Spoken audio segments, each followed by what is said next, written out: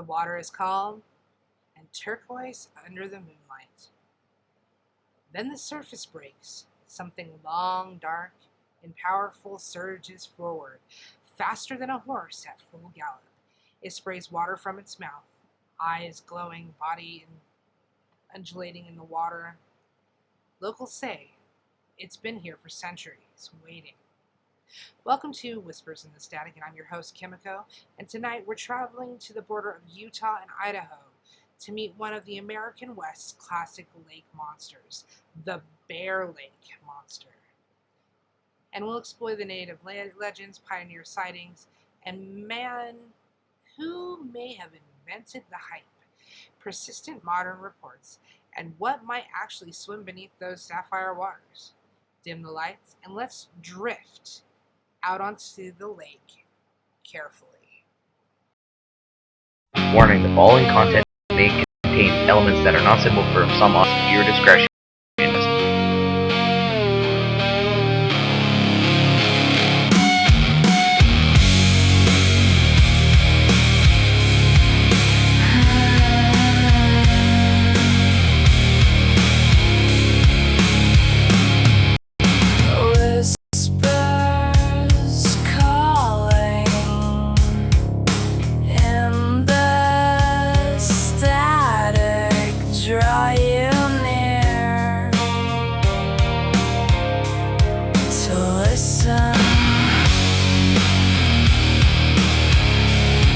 Kimiko here to bring you fear of the unknown.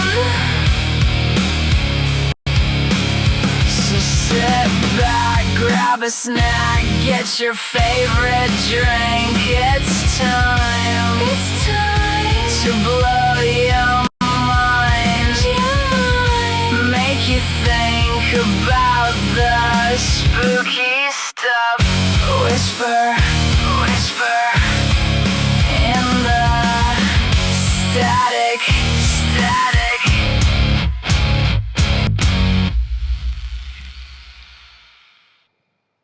Hello, creepy crawlers, lake watchers, cryptid seekers, and late night listeners. Whisper in the Static is your auditory escape into the unknown, where folklore meets the unexplained. I'm broadcasting from Arizona, but our minds tonight are far north at Bear Lake, a stunning, deep glacial lake straddling Utah and Idaho.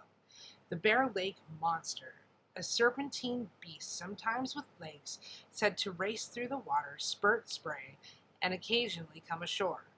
We'll trace its roots to the Shoshone traditions, the 1868 newspaper boom, and later sightings theories, and why this legend refuses to sink.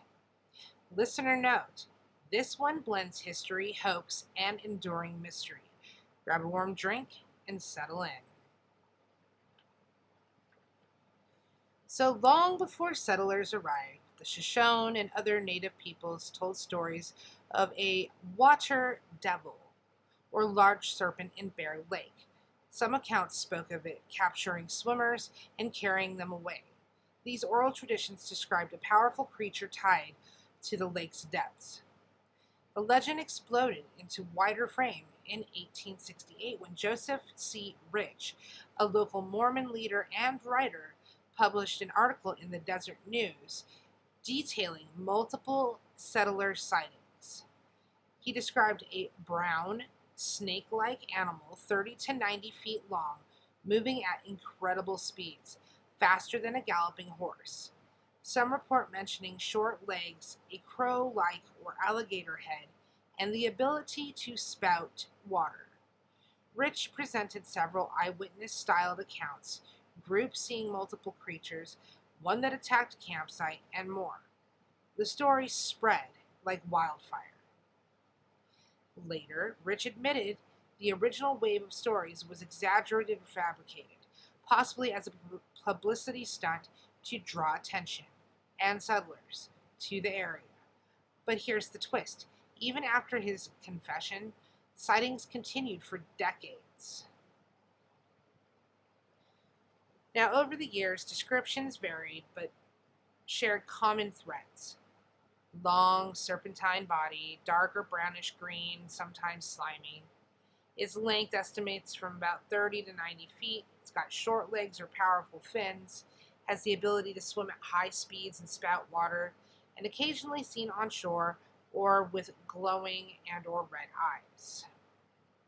Notable later reports include the 1870s campers claiming it destroyed their sight, a 1937 child sighting, a 1946 Boy Scout leader encounter, and more recent ones into the 2000s.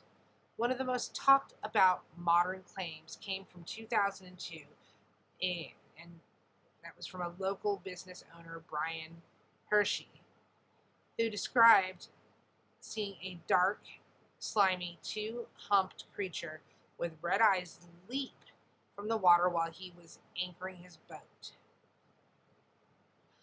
I've gathered listener and regional stories for this episode. One from a longtime Bear Lake visitor who saw unusual wakes at dusk and no boats around. Another from someone who heard deep bellowing sounds across the lake.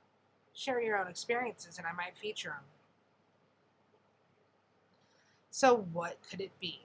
Let's dive into the possibilities. Theory 1, hoax turned enduring legend. So Joseph C. Rich's admission gives this strong support. Tall tales were common in frontier times to boost tourism or entertain. Yet, the pre-1868 native stories and continued independent reports add layers. Theory 2, misidentification.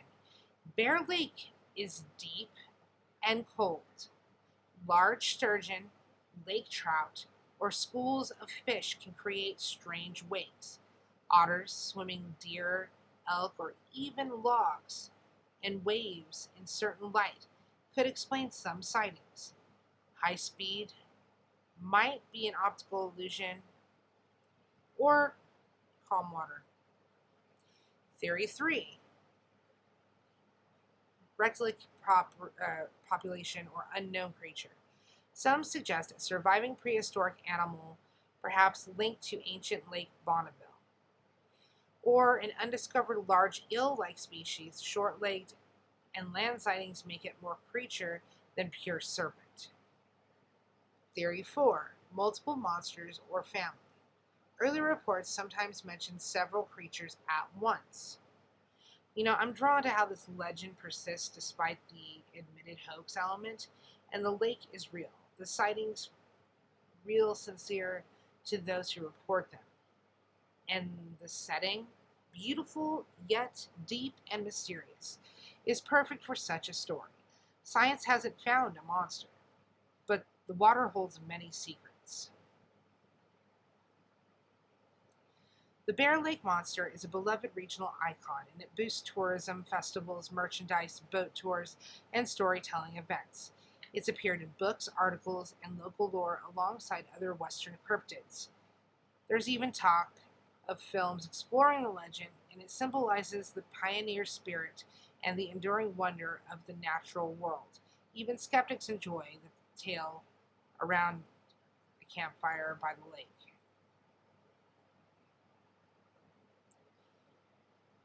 There's something special about lake monsters. They turn ordinary waters into places of possibility. For me, the Bear Lake Monster captures the American West perfectly. It's vast, storied, and still hiding surprises. Whether it's pure myth or something more, it keeps us looking closer at the world around us. What do you think, listeners? Hoax that became real through belief, or is it misidentified wildlife?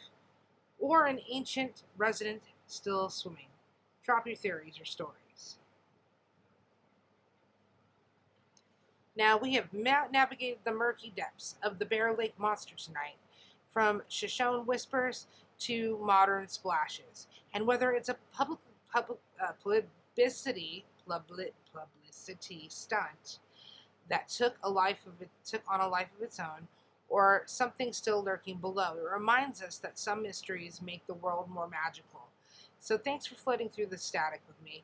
And if you're ever at Bear Lake, enjoy the views. and maybe keep your eyes on the water. Lock onto your boats, but leave your sense of wonder wide open. Subscribe, share, whatever. This is Kimiko signing off from Whispers in the Static. Safe shores, friends. Warning: the following content may contain elements that for some audiences, viewer discretion is advised.